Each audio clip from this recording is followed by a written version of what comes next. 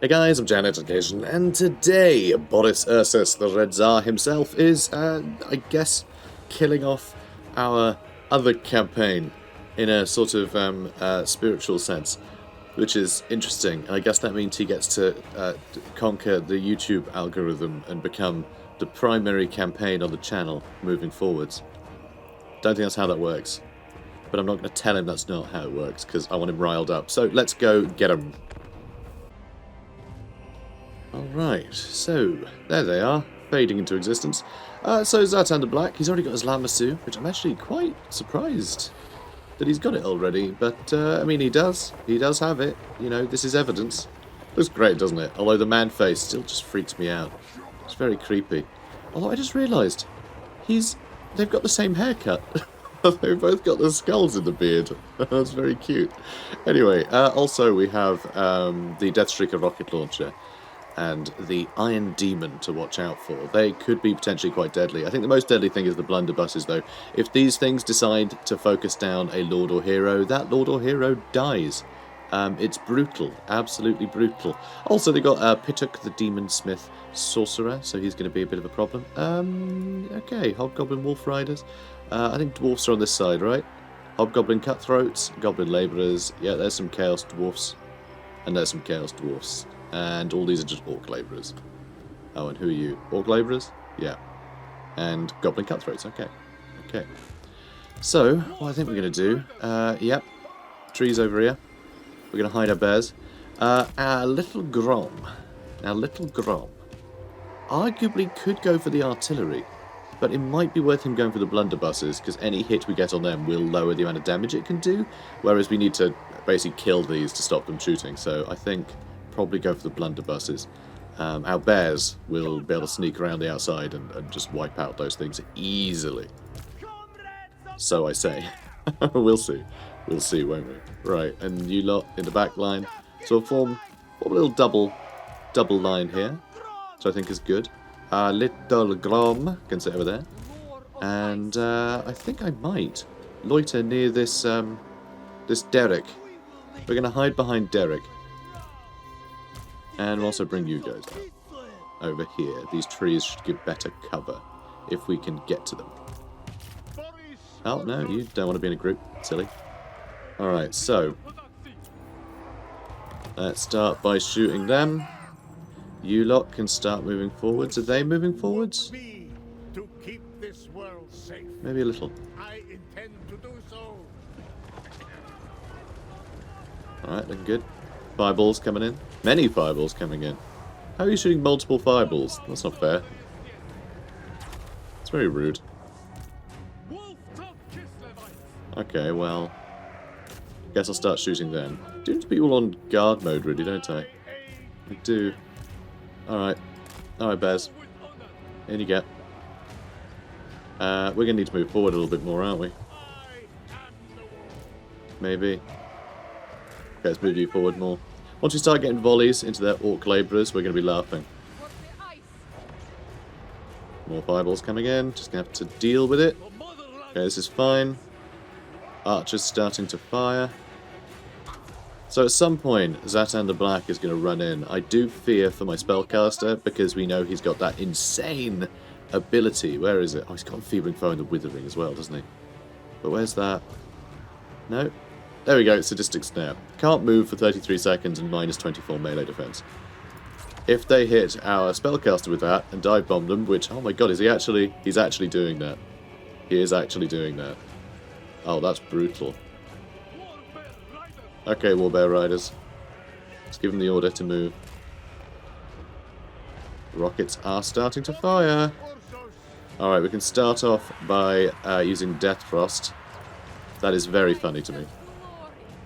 And let's get a cat. Let's get a cat. Alright, it's cat time. Did we... oh, we're still shooting the blunderbusses. Nice. Okay, he's not coming in yet. Okay. Not really sure what to do now. They're going for Little Grom. Cheeky sods. Alright, let's chase him down. Don't know what's going on over here, but there are blunderbusses in here. Which means our cannons are shooting in here, which is very funny. So let's get into the Iron Demon as well.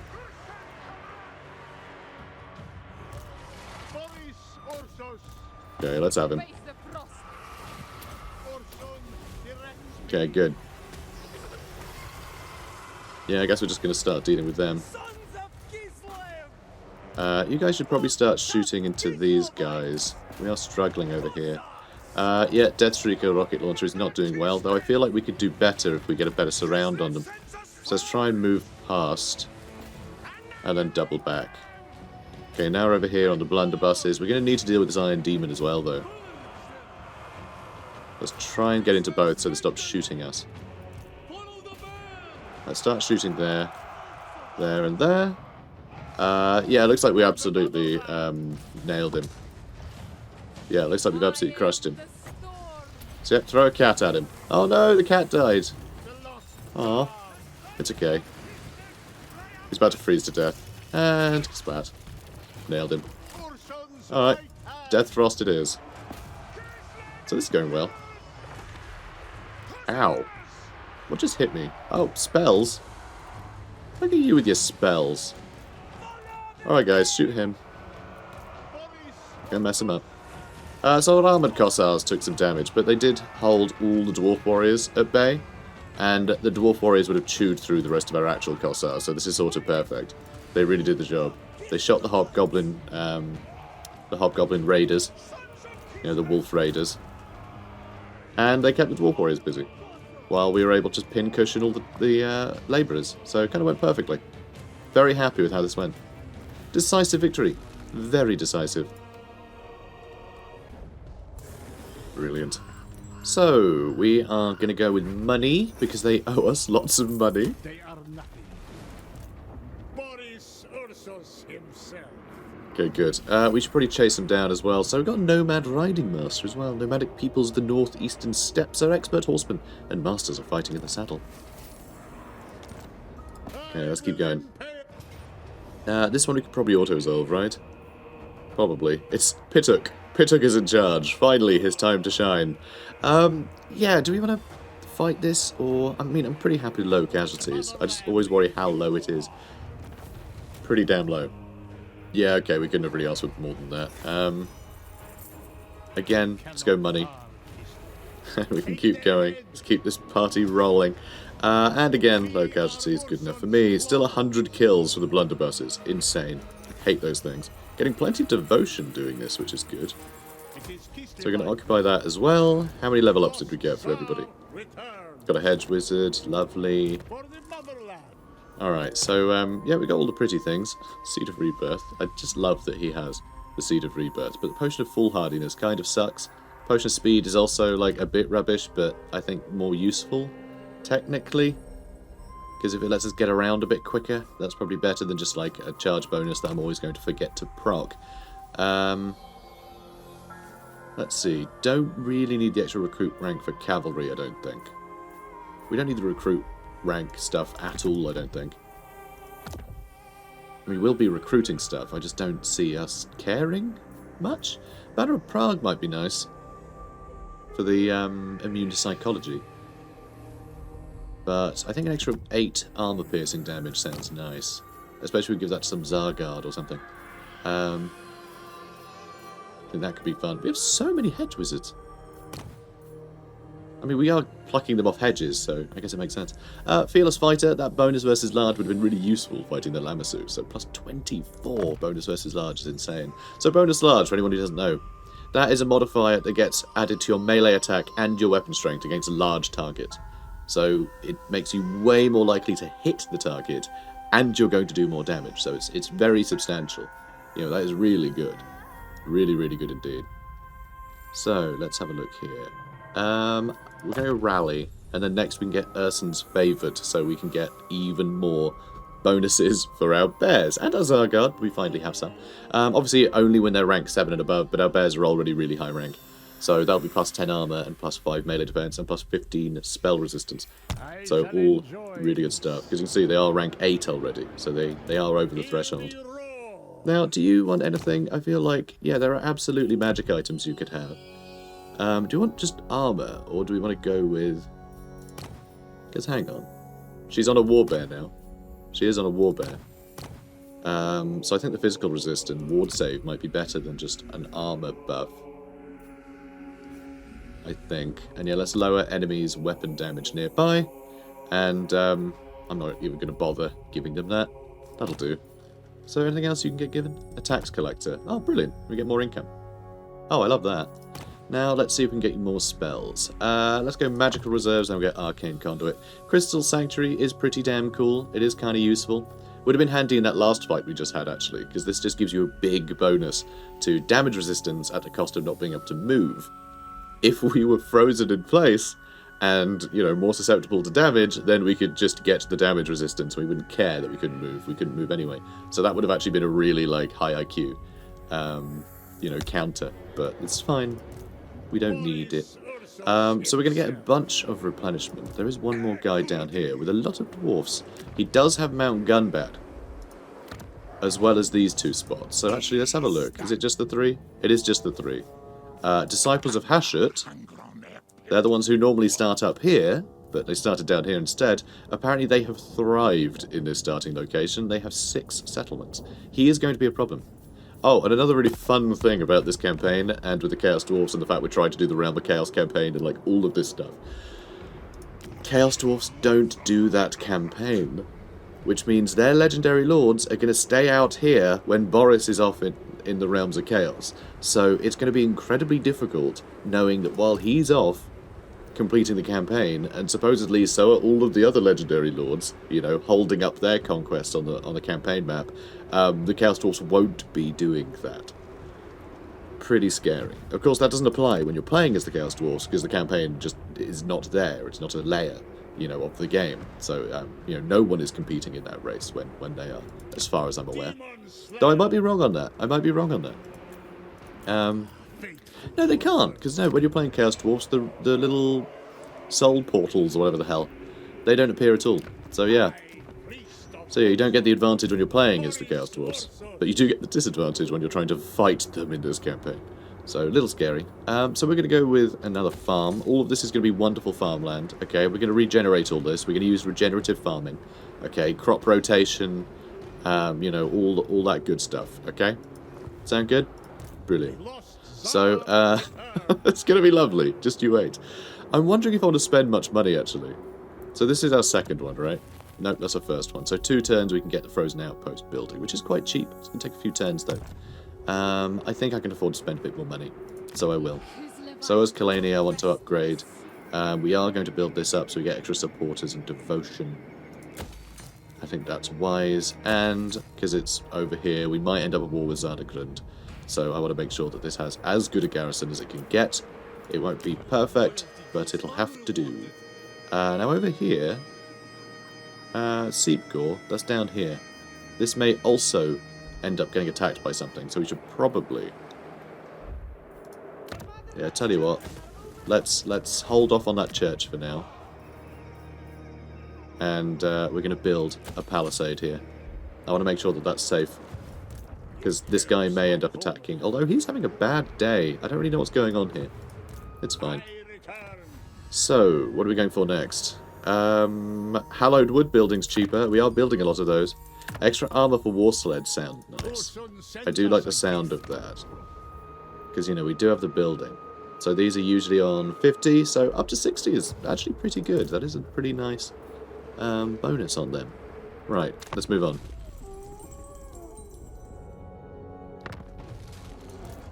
Okay. I'm almost tempted to go down here first, because I know they're going to waltz up with a larger army. But Howling Rock is right there. Alright, I'll go there. If I have to come back this way and fight them. Oh, look at him. He's actually in March stance.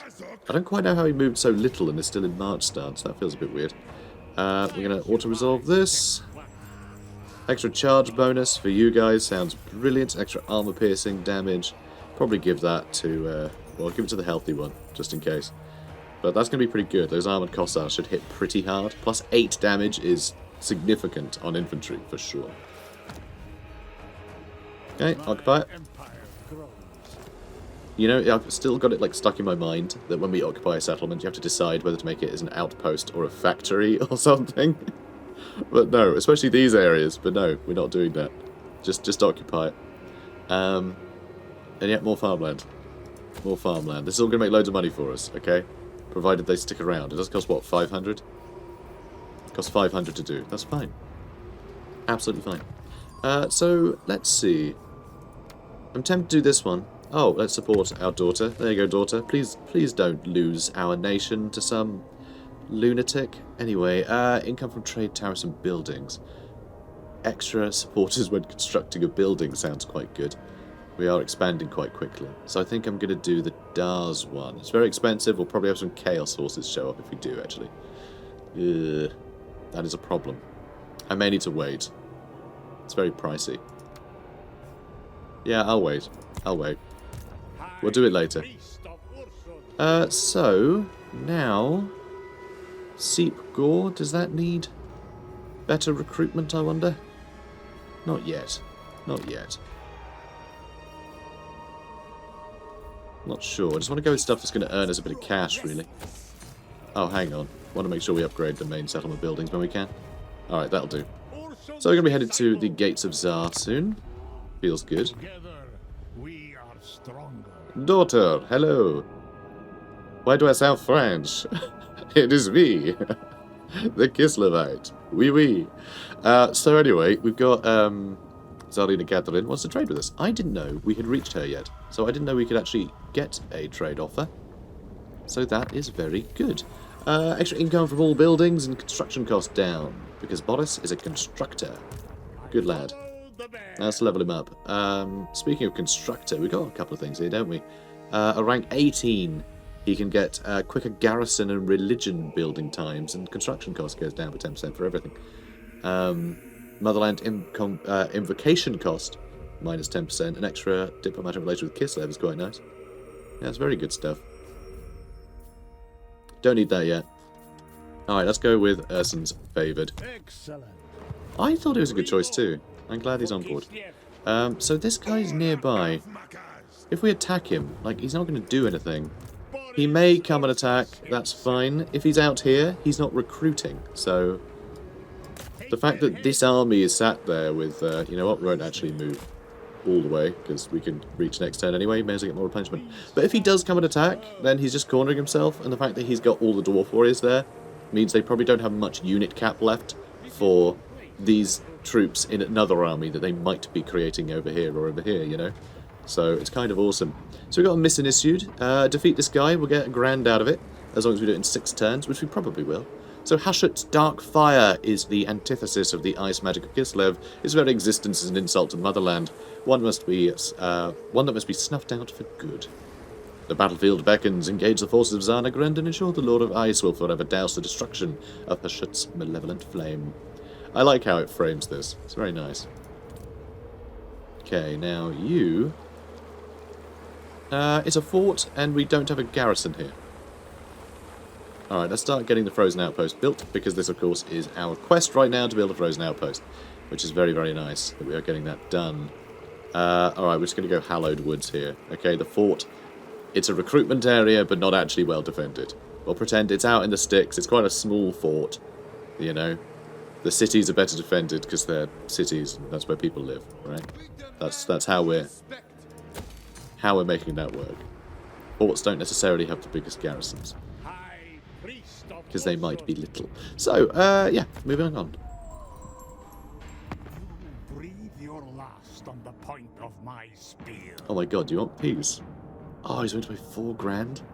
We're going to get more than that for taking it over, because I think that'll spell the completion of a bunch of quests. So actually I'm going to say no. Actually I'm going to say no full stop, because we are not going to be able to remain at peace with him for long. It'll probably just be in 10-turn bursts, if anything. So we need to make sure that he gets wiped out. So an elderly farmer begs for an audience. He claims to have found a great crack in the frozen earth from which allegedly emanates the blessed voice of the motherland herself. One wish she will grant, and then the fissure will close, he avows. Though he may be deluded, we would be unwise to ignore this. So cooldown for Law of Ice, or recruit rank for all the bears, which we can't actually get yet, so that feels a bit of a waste. So we'll go with Pray to the Skies. Have the farmer request that the motherland bless us with the power of the elements. Marvellous. Alright, let's go get the Gates of Tsar. Hilarious. Come here, you. Amazing. See, I kind of want to fight this because it would be a, like, actual Chaos Dwarf settlement map, and that would be really fun to go and do that, but this is just a complete waste. It would just be so pointless to do so. But anyway, we're working towards getting Ulrika. Okay, I want to try and unlock her by the end of the, this campaign. By the end of this campaign? Obviously by the end of the campaign. The end of this episode. The nomadic peoples of the northeastern steppes are expert horsemen and masters of fighting in the saddle. They sure are. Opal Amulet. The Opal Amulet can grant its wearer a life-saving second chance, but suffers a hairline fracture in its previously perfect surface as a result. I return. Sure do, buddy. Sure do. Arcane Conduit. Lovely. You know what? The Opal Amulet is actually a bit of a weird one, because there are mechanics for units coming back to life. Like Phoenixes can do it. So why wouldn't you have something like that with the Opal Amulet, where you can get hit, but then you come back? Yeah, reborn. Exactly. See, he gets it. He gets it. Here, I might just go money. It might also be worth putting up an Orthodoxy Shrine. There's basically no corruption here. Screw it, I'm going to go money. And we got a bunch of money because we did succeed in a mission here. We got 5 grand for owning 3 provinces, which is very nice. Very nice indeed. We want to try and hang on to that, though. You'll see why soon enough. Okay, yeah, not spending any more. Oh my god, I really want a great Celtic flag, though. This, I think, is the exception. We're doing that. Now we've basically spent all of our money again. Ugh, that's annoying. But it is what it is. I can't slow down growth like that. It's a lot to slow down growth. Income from all buildings, because I think control will stabilize pretty soon. Actually, it's mostly just military presence that's keeping this place in line. Though I guess we will have that for a while. How are these places doing? We're -2 over here. Yeah, I guess I could do the control one, right? Yes, +4, which is pretty good. This place is happy, though. Yeah, I think we need more temples or something here. Does that make people happier? Control +3, control +2. So put up by 1. That's not a lot. This puts it up, though, right? No, main settlements don't do it. Alright, well, never mind. Moving on. So Boris are going to head back over there. And we'll try and kill this jerk. Yeah, that's right. It's okay, you can have it. We'll take it back. We'll take it back.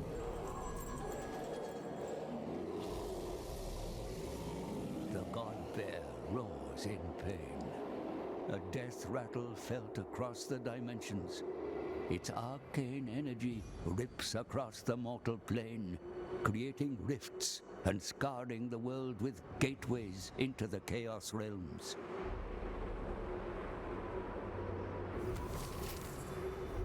I thought we'd have more time. I thought we'd have more time. The Tome of Fates knows all. The rifts are our opportunity to reach the Chaos realms. Now, I truly earn my fee. And yet, a gateway opens both ways. While we may traverse the rifts to enter the realm of chaos, or even be transported to far-flung areas of this world, we must close the gateways not required, or the demon tide that flows forth will lay your lands in ruin. Yeah, this is a problem. This is a problem. Not sure what the plan is here. What we may have to do... Okay, what we may have to do... Oh, there's one there. Is there one in this area? There's one up here. That's a problem. Yeah, that one's going to be hard to get rid of. Luckily, there aren't any in our home province. Once we actually get these buildings built, the frozen outposts, that actually stops these rifts from forming, which means we won't have to worry about, you know, repeat visits from these things. But we aren't on our way to building any of those up here, and, I mean, it's a bit late, isn't it? There's one right there already. Oh, this is so tough, because we really want to get a legendary lord into the realm, because, I mean, he's got to save his god, right? He does have to save his god. But also, we're not going to be able to do that and protect what's out here very easily. Not without getting a whole other army, which means no income, which means no money for... Now I will spoil this. The next part of this quest is have loads of money. And I don't want to delay getting Ulrika Magdova into our faction. So, I think what we're going to do is leave Boris outside for now and wipe these guys out and jump into a portal when we're done. That sound good? I think it'll have to. I think it'll have to. So we may need to ignore that too. If we have demons running around, I'll just have to fight the demons. Okay? I'll just have to fight them. I'll get an army then, I suppose. Also, our Ataman's got something going on. Observant, minus 35% construction time for all buildings is awesome. Foe Seeker's stupid. We're never going to have this guy on the battlefield. So let's placate the Dars. Apparently the Dars needs placating. Why is that? It is the time of Dars, where the Ataman must think of home in reverence to the god of fire and sun. However, the desire to wander far from the hearth must also be considered, should the Ataman shrug off his ceremonial role and risk resentment in his own community. Now we'll do this. The Ataman's ceremonial role must be upheld, for in tradition there is security. And building new things, weirdly, which doesn't feel like traditional if it's building new things. Whatever, you know, building stuff quicker, good. Kislevites do not belong in deserts. Alright, what's next? I think next is ignore all this and move on.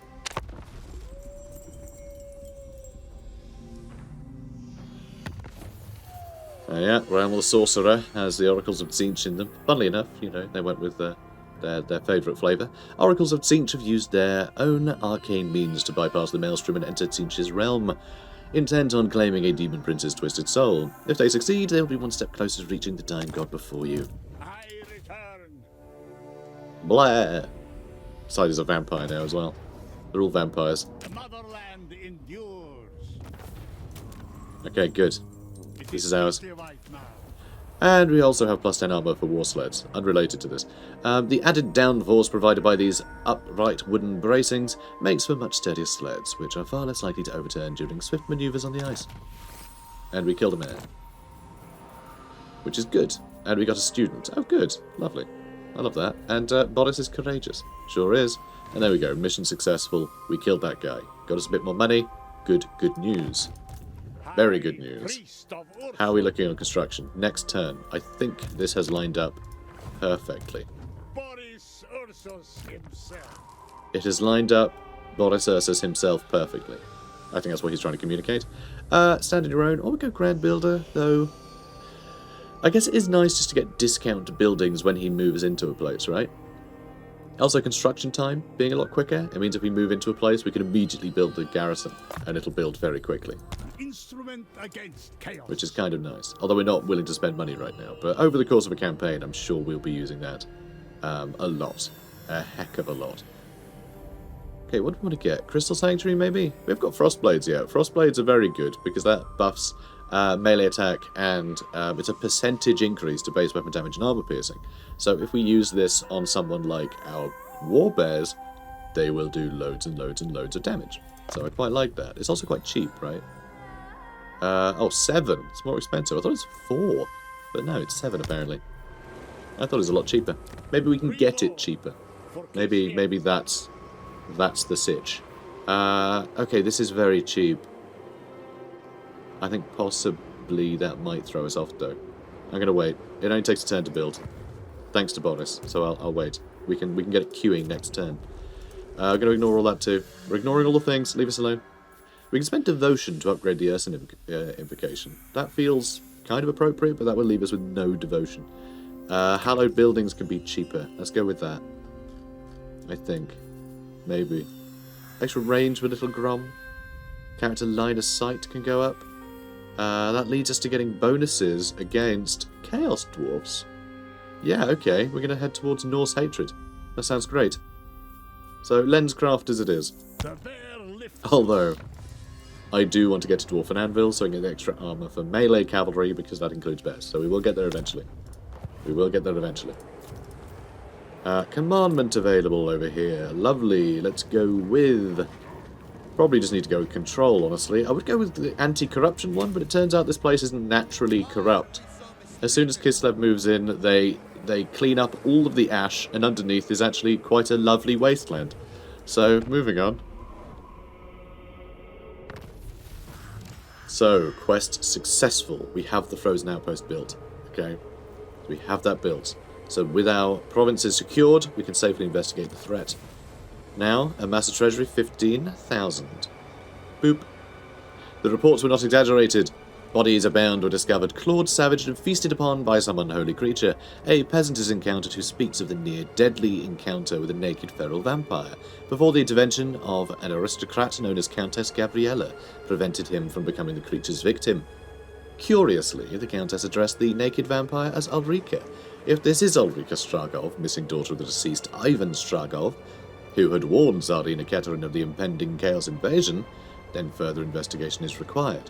Now, I'm pretty sure in the opening, the reveal trailer for Warhammer 3, the first trailer, you know, the announced trailer for Warhammer 3, at the very end of it, there was a letter on a table. And I'm pretty sure that letter was from Ivan. I think. Though I might be talking crap. It could also be an Ivan that was a part of the prologue campaign I've forgotten about. I can't entirely remember. I'm bad with names. But anyway, I like the fact that this ties Ulrika into the Realm of Chaos story, but also into the sandbox game as well, because obviously there's always a Chaos invasion, isn't there? So, it always feels relevant. So I like how it's tied into the story, sort of cemented into the campaign, baked into the campaign nicely.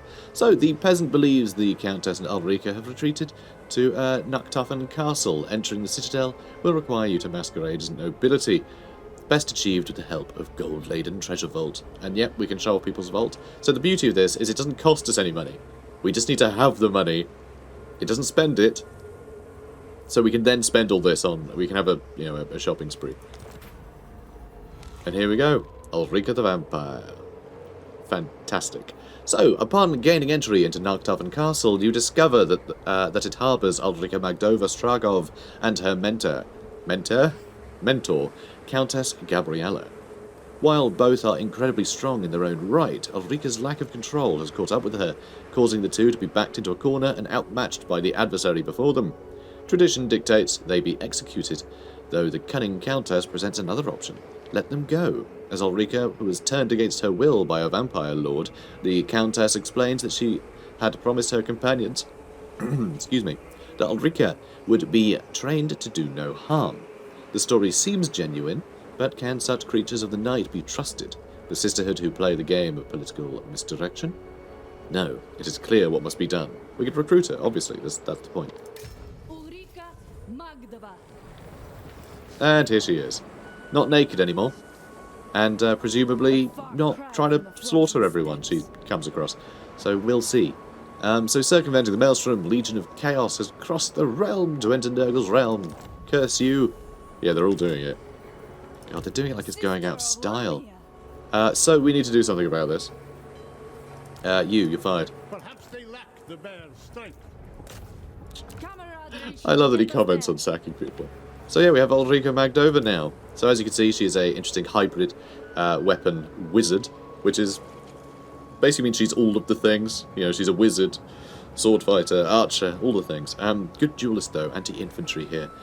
Pretty good missile strength, quite nice. She is undead, so you need to keep her leadership up or she'll crumble. She causes fear, has some missile resist, physical resist. She has Blood Shard, which puts up spell mastery the more kills she gets, which is very cool. So kind of blood magic vibe, blood powers her spells, which is very fun. She has Lesser Hunger, not proper hunger, Lesser Hunger, so minor replenishment of her hit points. So, that'll go up at some point. We will be able to get that better. She can fire while moving, which is nice. And she has Silver Dagger, which I believe is her item that she has equipped here. She has a Silver Dagger. Neither armor nor wards can turn Ulrika's Silver Blade from its target.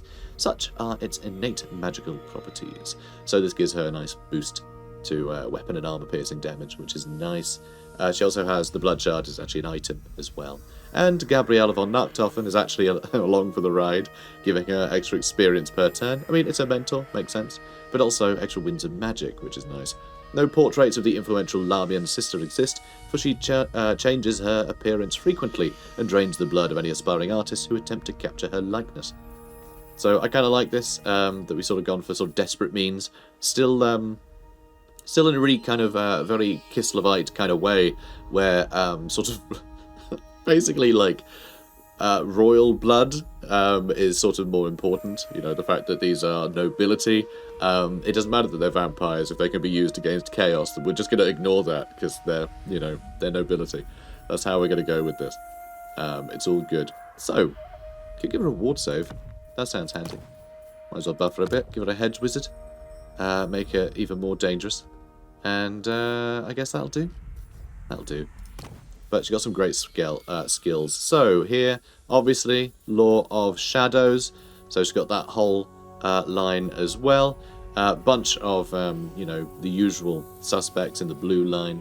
But then she has a really good red tree for herself as well. Gives her some really nice bonuses here. Nice sort of varied one, because of course she does so many different things. That's really fun.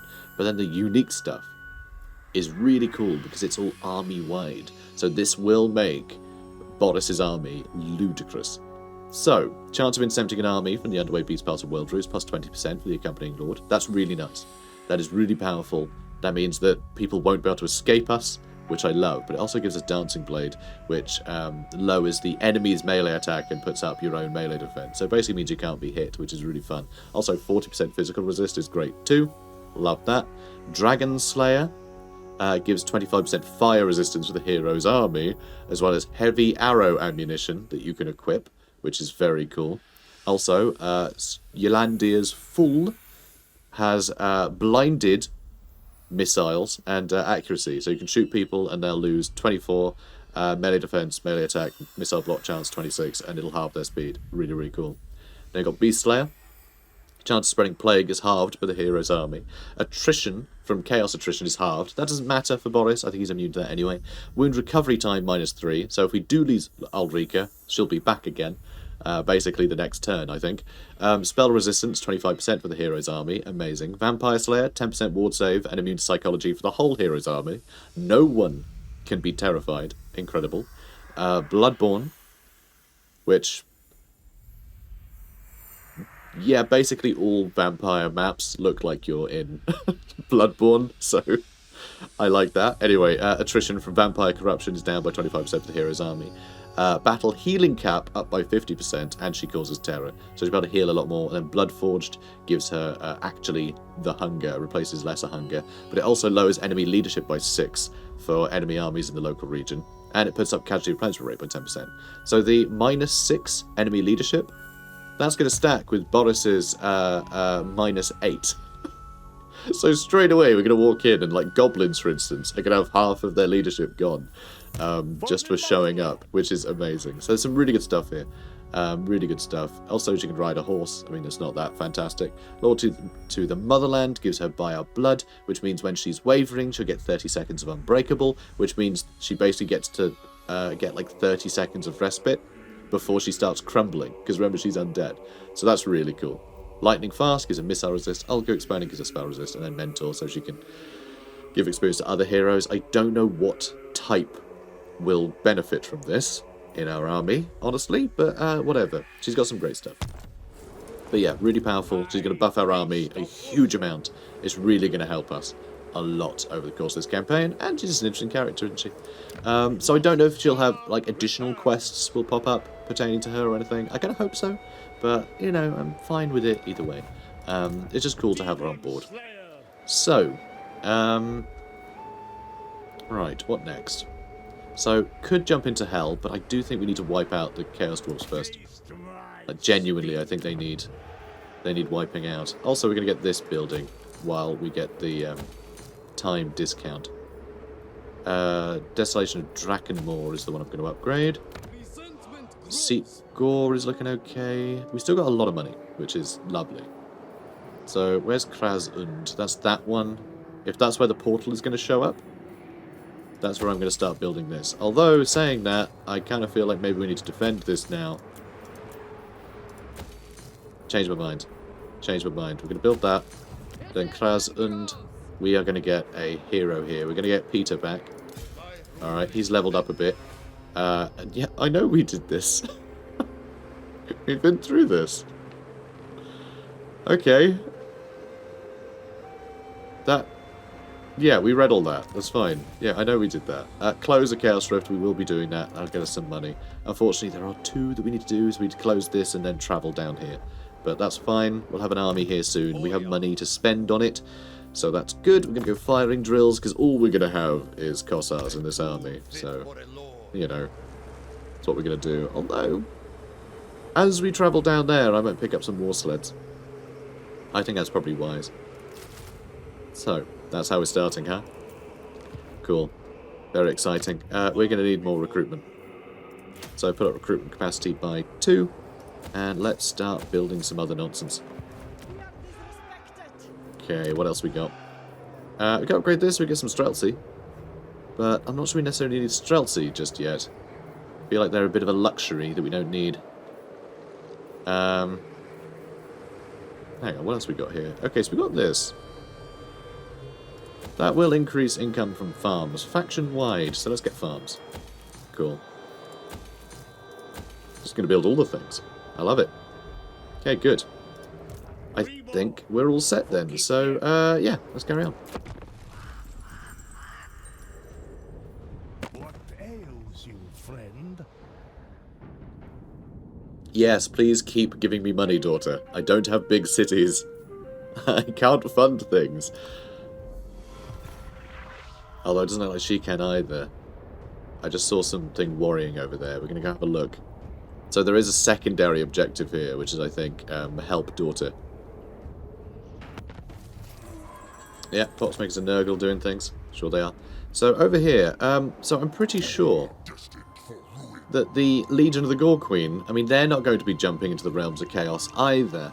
So they are going to have an advantage over the ones who are trying to do the main campaign, like daughter is. So, oh my god, is that somehow... Voldenhof is a faction and is conquering places? What is going on? Okay, so none of that. None of this area is Kislev. It is our responsibility. Seriously, how many settlements have you got? 2 settlements. 2 settlements. What do you have? I have no idea. Did she confederate? Over there yet? I'm not sure. Oh my god, seriously, she is doing terribly. We may need to come over here and save Kislev. That's embarrassing. We've got Chaos Dwarfs to fight. Alright, well, we're going to do some trade with her and things. Yeah, give me more money. I'm going to need it to save you. My word. Like the motherland, Although, our friendship I'll give her a bit more endures. money so we get defensive Kislevites alliance. must stand. Okay, hopefully we can spend that money on an outpost. We can't. Ostland is here. You jerk. I wish you could, like, say to your allies, don't build that outpost. Let me build the outpost. Yeah, you should be able to bid. But my god, this is really bad news. This is very bad news. We're going to have to save her, you know. We're going to have to save her. Can't let daughter get wiped out. Unless we create new Kislev in in this area. It's probably less barren than Kislev. But yeah, we got problems for sure. Definitely got problems. But we're going to come over here, wipe out this faction. That is going to give us some respite. For sure. Oh, my word. My word. Alright, let's build up that.